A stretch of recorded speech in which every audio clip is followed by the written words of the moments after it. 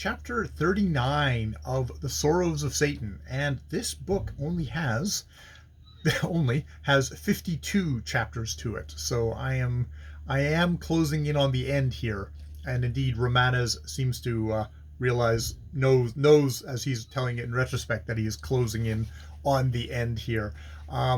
They are he's given in this chapter. We open it with the vision of the city beautiful, which is a perfect replication of this super ancient city. It's beamed into Tempest's mind by Romanes, and it's as if he's there. The smells, the sounds, the clamoring, the king, and then most beautiful of all, his favorite, the king's favorite, this beautiful, beautiful, beautiful woman, but she remains veiled, and that she remains veiled super super frustrates Tempest. Like, I have to see her. It's like it's the secret of happiness, and he gets pulled out by Romanes, who kind of mocks him and laughs at him, and it's like, you'd really be an easy mark for all the spiritualists.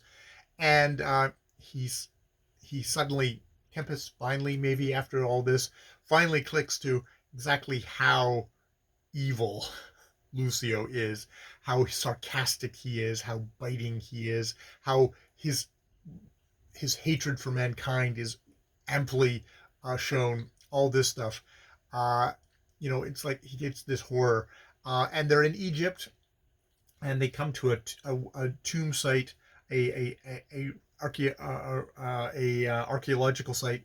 You know, not great archaeology, because they pull out a sarcophagus.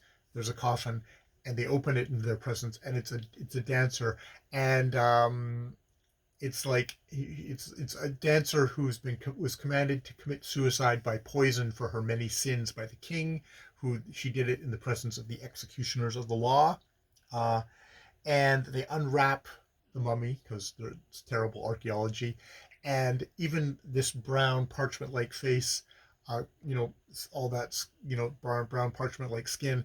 It's Sybil. It looks exactly like Sybil, and indeed Romano says, like, "Oh, look, and here's a portrait. Look at it, Tempest," and it's a portrait of Sybil, and this sends, he's horrified. He ends up getting really ill. A doctor is brought to him by Lucio and says, like, you should probably leave Egypt. And it's like, yes, the tomb haunted Egypt, where all the venalities and evilness happened back then in ancient Egypt, as they are reported on in newspapers today.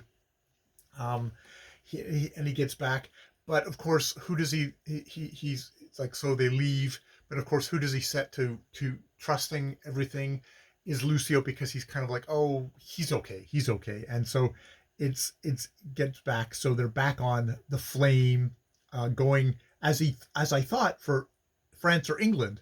We had not absolutely settled our destination, and uh, and it was not till I it was not until I had been about a week or 10 days on board, and had made good progress in the recovery of my health, that the beginning of the end of this never to be forgotten voyage was foreshadowed to me in such terrific fashion as nearly plunged me into the darkness of death, or rather, let me now say, having learned my bitter lesson thoroughly, retrospective narrative, into the fell brilliancy of that life beyond the tomb, which we refuse to recognize or realize, to we or whirled into its glorious or awful vortex. So he's going to finally realize there's life after death, because his best friend is Satan, and has been testing him and dragging him down further and further into degradation and sin and vice, and his own pride and arrogance and foolishness. So yes, that's what we will get for the continuation of this chapter 39 of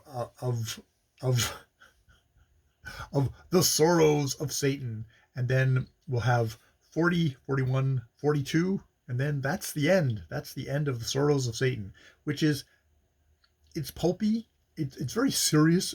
It's kind of camp, in the sense of, I don't think she quite understands how campy it is. I think she's trying to be serious. Well, I don't know. we should give Marie Corelli. She's trying to be an entertainer. She's definitely trying to be an entertainer. Like, you know, the language is like bum bum bum. You know, that the awful vortex. The, you know, into its glorious or awful vortex. It's like that kind of language is, you got to have a little bit of razzmatazz kind of joy going on there. All right, I'll leave it there. More videos later.